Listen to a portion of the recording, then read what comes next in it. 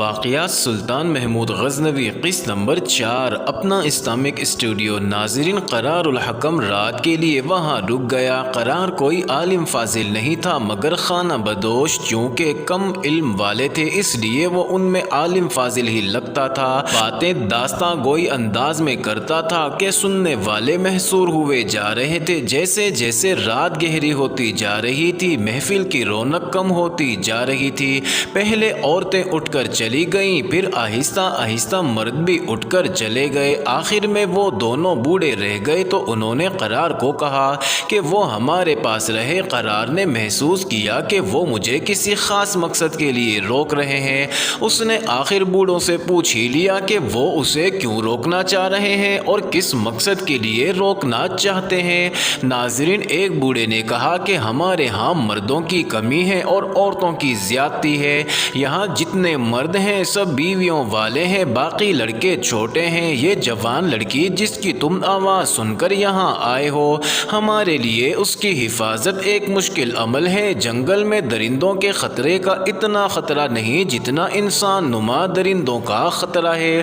یہ ایک جوان اور حسین کنواری لڑکی ہم سب کے لیے بوجھ ہے، کیونکہ اس کی حفاظت ہمارے لیے بہت مشکل عمل ہے۔ تم یہاں ہمارے ساتھ رہو اور اس لڑکی سے نکاح کر لو۔ ناظرین، قرار نے جواب دیا، مجھ سے پہلے آپ لوگوں کو کوئی باہر کا آدمی نظر نہیں آیا یا پہلے بھی مجھ جیسے آتے رہے ہیں تو ان کو اپنی لڑکی کیوں نہ دے دی؟ تو بوڑھے نے جواب دیا کہ پہلے بھی آتے رہے ہیں مگر وہ سب خریدار تھے اور ایک سے بڑھ کر ایک بولی لگانے والے تھے۔ ہم نے ایک بار زیادہ بولی پر لڑکی دینے کا فیصلہ کر لیا تھا مگر لڑکی نہیں مانی تھی۔ اس نے کہا کہ وہ خودکشی کر لے گی تو ہم سب چپ ہو گئے۔ ناظرین، اس دور میں امیر طبقہ لڑکیاں خریدا کرتا تھا۔ ایرانی اور ترکی خانہ بدوشوں کی لڑکیاں زیادہ خوبصورت ہوا کرتی تھیں، اس لیے گاہک خانہ بدوشوں کی تلاش میں رہتے تھے۔ ناظرین، اس دور میں لڑکیاں فروخت ہونے کو معیوب نہیں سمجھتی تھیں کیونکہ اس وقت یہ ایک رواج تھا۔ خریدار انہیں خانہ بدوشوں سے خرید کر منڈیوں میں فروخت کرتے تھے۔ اس وقت انسانوں کی منڈیاں بھی لگا کرتی تھیں۔ لڑکیوں اور غلاموں کے تاجر اس وقت عام طور پر ڈاکو ہوا کرتے تھے جو قافلوں پر حملہ کر کے مردوں اور عورتوں کو پکڑ لایا کرتے تھے۔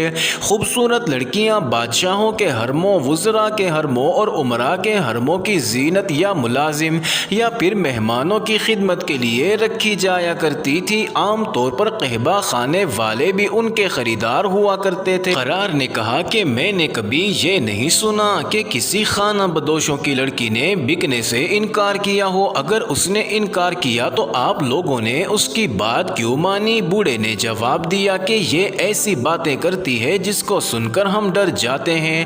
تم جانتے ہو کہ ہم لوگ مذہب کے اتنے پکے نہیں ہوتے۔ اگر کسی آدمی کی خوبصورت بیوی کی قیمت اچھی لگ جائے اور وہ یہ قیمت حاصل کرنے کے لیے اپنی بیوی کو طلاق دے دے تو خود سوچو اس کا مذہب کیا ہوگا۔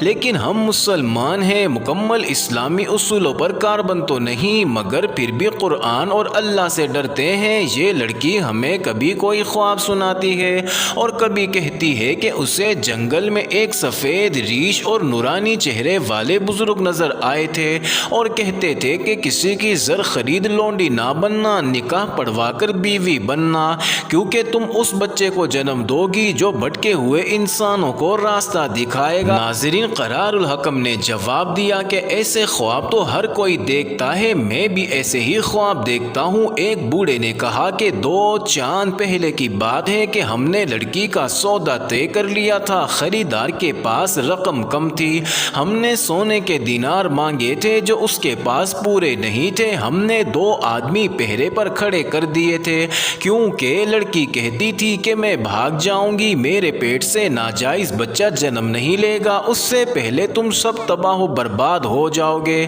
آدھی رات کو ہم سب گھٹا ٹوپ گھٹاؤں کی گرج چمک سے جاگ اٹھے۔ بارش اتنی طوفانی تھی کہ خیمے اکھڑ گئے، اتنی زور سے بجلی کڑکی کہ دل دہل گئے، پھر ایسی کڑک ہوئی کہ ہم سب کی چیخیں نکل گئیں اور ساتھ ہی سارا جنگل دن کی طرح روشن ہو کر یکدم اندھیرا ہو گیا۔ ایک درخت کا بہت بڑا ٹہنا کڑکڑاتا ہوا ٹوٹ کر گرا اور پھر بار بار کڑک سے کبھی رو روشنی اور کبھی اندھیرا ہونے لگا، چھپنے کی کوئی جگہ نہ تھی، ہر طرف افراتفری کا عالم تھا، ہر کوئی اپنے بچوں کو تلاش کر کے سینے سے لگا رہا تھا، ہر طرف خوف تھا، مگر یہ لڑکی بالکل بے خوف تھی، اس کے چہرے پر ذرا بھی خوف نہ تھا، اور ایک جگہ کھڑی ہو کر چلا چلا کر کہہ رہی تھی کہ ایک آدمی آذان دو اور باقی سب جو جہاں ہے وہیں سجدے میں گر جاؤ۔ 3 آدمی آذان دینے لگے اور باقی سب کیچڑ میں سجدے میں گر گئے۔ ہم نے اپنی زندگی میں اس سے خطرناک طوفان دیکھے تھے، یہی آسمان ہماری چھت بھی بنا، مگر اس رات جو طوفان آیا اس نے ہمارے دلوں پر ایک ایسا خوف مسلط کر دیا کہ ہم بیان نہیں کر سکتے۔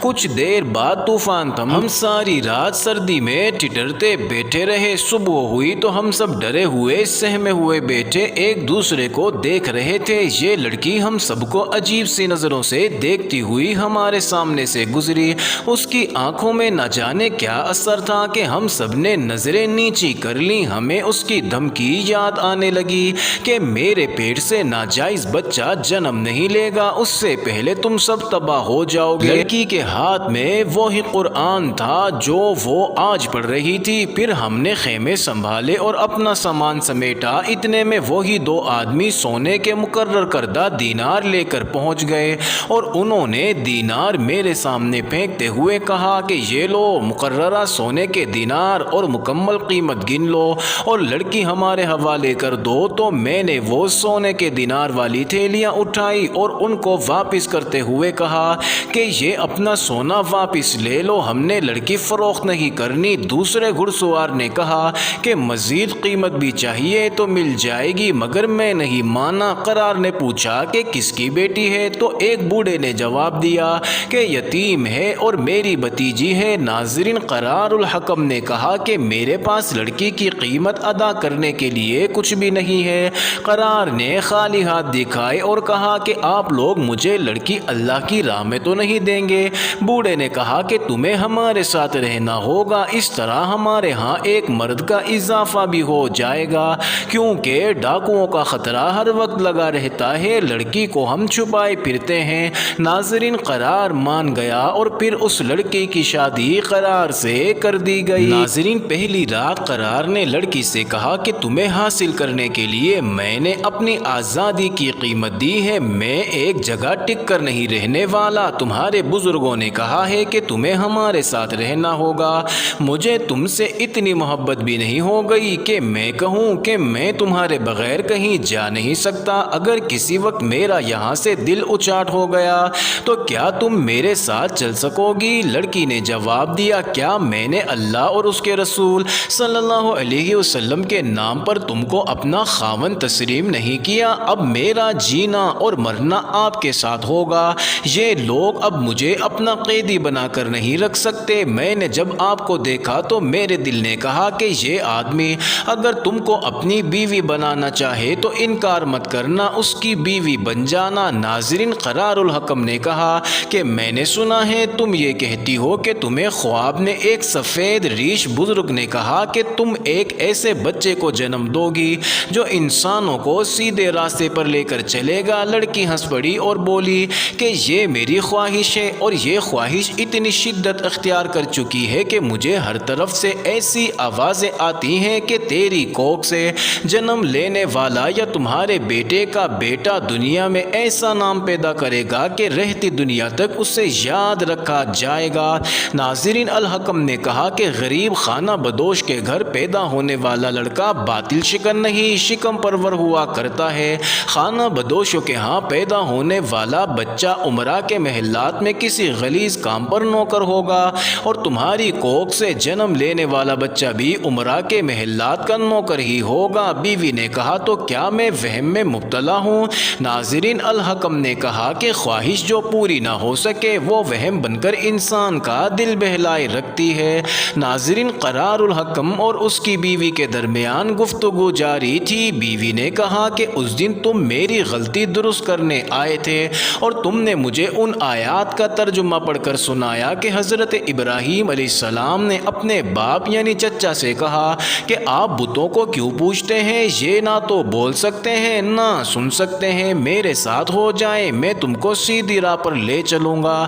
یہ الفاظ میرے دل میں اٹک گئے ہیں۔ اس کے بعد میں قرآن نہیں پڑھ سکی، بس ایک آواز سنائی دیتی رہی کہ تو ایک ابراہیم کو جنم دے گی۔ اسی رات میں نے خواب میں ایک نورانی صورت بزرگ کو دیکھا، وہ تمہاری طرح میری یہی غلطی درست کر کے پڑھا رہے تھے جو غلطی تم نے درست کی تھی۔ پھر اس بزرگ نے مجھ سے پوچھا کہ تم خوبصورت بچہ بغیر عقل کے چاہتی ہو یا بدصورت بچہ عقل والا ہو؟ تو میں نے کہا کہ میں ابراہیم کی طرح ایسا بیٹا چاہتی ہوں جو حق پرست ہو، اور اگر اس کا باپ حق پر نہ ہو تو وہ حق کی خاطر اپنے باپ سے بھی الگ ہو جائے۔ میں نے بزرگ سے کہا کہ میں اگر لڑکی کو جنم دوں تو وہ اتنی بدصورت ہو کہ کوئی ڈاکو یا کوئی خریدار اس کی طرف دیکھنا گوارا بھی نہ کرے۔ ناظرین، قرار الحکم نے اپنی بیوی سے پوچھا کہ تم اپنے قبیلے کے رسم و رواج کے خلاف کس طرح ہو گئی، کیونکہ خانہ بدوش لڑکیاں فروخت ہونے کو برا تو نہیں سمجھتی؟ بیوی نے جواب دیا،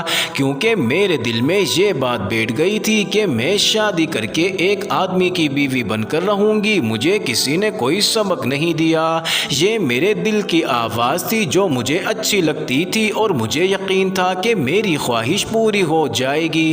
قرار الحکم نے بیوی کو جواب دیا کہ ایسی خواہش دل سے نکال دو کہ تم ایک بچے کو جنم دو گی جو بڑا ہو کر نام پیدا کرے گا، یہ خواہش تمہارا دماغ خراب کر دے گی۔ اسی رات طوفان اور باد و باران کا آنا محض اتفاق ہو سکتا تھا، آسمانی آفت اس کے فوراً بعد آئی جب لڑکی کے خریدار آئے تھے اور لڑکی نے اپنے خاندان کو تباہی سے ڈرایا تھا، لیکن یہ اتفاق خدا کا اشارہ بھی تو ہو سکتا تھا۔ قرار الحکم حقیقت پسند آدمی تھا، اس نے اسے کوئی معجزہ نہ سمجھا، مگر اسے اپنی بیوی کے متعلق یقین ہو گیا کہ اس کا جسمانی حسن کم اور روحانی حسن زیادہ ہے۔ قرار الحکم خانہ بدوشوں کے ساتھ رہنے لگا اور شادی کے دوسرے سال ان کے ہاں پہلا بیٹا ہوا جس کا نام انہوں نے سبکدگین رکھا۔ ناظرین، بچے کی ماں کا یہ وہم اور گہرا ہو گیا کہ یہ بچہ بڑا ہو کر بڑا نام پیدا کرے گا۔ قرار بعض اوقات اپنی بیوی کی باتیں سن کر ہنس پڑتا تھا۔ ناظرین، بیوی نے ایک روز قرار الحکم سے پوچھا کہ تمہارا تو دل ابھی بھی خانہ بدوش زندگی سے اچاٹ نہیں ہوا ہے؟ قرار الحکم نے جواب دیا کہ میرا دل ابھی اچاٹ تو نہیں ہوا، مگر یہ سوچ آتی ہے کہ بچے کو میں اس جانوروں جیسی زندگی سے کہیں دور لے جاؤں۔ یہ بھی کوئی زندگی ہے کہ جانوروں کی طرح کھا پی لیا اور خطروں سے بھاگتے چھپتے پھرنا؟ بیوی نے جواب دیا کہ میں جانتی تھی کہ میری یہ خواہش بھی پوری ہوگی۔ کیا تمہاری دنیا میں کوئی ایسی جگہ ہے جہاں ہم رہ سکیں اور بچے کو اچھی تعلیم و تربیت دے سکیں؟ کسی کے گھر نوکری مل سکتی ہے؟ قرار الحکم نے جواب دیا، جس نے یہ بچہ دیا ہے وہ اس کی روزی کا بھی بندوبست کر دے گا۔ ناظرین، بیوی نے کہا کہ ہمیں یہاں سے چوری چھپے نکلنا ہوگا، یہ لوگ تمہیں زندہ نہیں چھوڑیں گے کیونکہ تم مجھے مفت لے جاؤ گے۔ ان لوگوں نے میری قیمت کے بدلے تمہیں یہاں رہنے کا کہا ہوا ہے۔ میں تمہیں طریقہ بتاتی ہوں کہ کل صبح لکڑیاں لانے کے بہانے نکلیں گے اور پھر واپس نہیں آئیں گے۔ ناظرین، اس وقت بچے کی عمر 6 ماہ ہو چکی تھی۔ صبح دونوں میاں بیوی نے اپنے قبیلے والوں سے کہا کہ وہ لکڑیاں چننے جا رہے ہیں۔ انہوں نے اپنے بچے کو بھی ساتھ لے لیا اور نکل پڑے۔ جب دوپہر تک دونوں واپس نہ آئے تو قبیلے والوں کو شک گزرا۔ انہوں نے اسی وقت 2 آدمیوں کو گھوڑے دے کر انہیں تلاش کرنے کے لیے روانہ کیا۔ بوڑھوں کو ایک تو شک یہ تھا کہ کہیں ڈاکوؤں کے ہتھے نہ چڑھ گئے ہوں، کیونکہ لڑکی کا حسن اس کے لیے بہت بڑا خطرہ تھا۔ ناظرین، اتفاق سے ایک مسافر نے گھڑ سواروں کو بتا دیا کہ ایک نوجوان لڑکی اور لڑکا اور ان کے ساتھ ایک دودھ پیتا بچہ فلاں طرف جا رہے ہیں۔ چنانچہ گھڑ سواروں نے اسی طرف گھوڑے دوڑا دیے کہ قرار الحکم لڑکی کو کسی اور طرف لیے جا رہا ہے۔ الحکم اور اس کی بیوی پیدل جا رہے تھے، راستہ بھی ناہموار تھا کہ اچانک انہوں نے گھوڑوں کے قدموں کی آواز سنی۔ 2 گھڑ سوار تیزی سے انہی کی طرف آ رہے تھے۔ ناظرین، قرار الحکم نہتا تھا یہ اس کی غلطی تھی کہ وہ کوئی ہتھیار ساتھ نہیں لایا تھا۔ انہوں نے گھڑ سواروں کو پہچان لیا۔ قرار الحکم نے اب اپنی بیوی کی طرف دیکھا، ان کے ایک طرف دریا تھا اور دوسری طرف جنگل۔ بیوی نے قرار کو کہا کہ دریا میں کود جاؤ۔ قرار الحکم نے کہا کہ پانی گہرا ہے اور تیز بھی ہے، وہ لوگ گھوڑے دریا میں ڈال دیں گے۔ ناظرین، بیوی نے کہا کہ میں کہتی ہوں کہ کود جاؤ۔ اس نے اس انداز سے کہا کہ جیسے اسے کوئی اشارہ مل گیا ہو، بچے کو تم پکڑو، میں بچے کے بغیر تیر لوں گی۔ ناظرین، قرار الحکم نے بیوی سے بچہ لیا اور اسے ایک ہاتھ میں اٹھا کر دریا میں اتر گیا۔ معزز ناظرین، یہ انٹرسٹنگ ویڈیو جاری ہے، اگلی ویڈیو قسط نمبر 5 میں دیکھنا مت بھولیے گا۔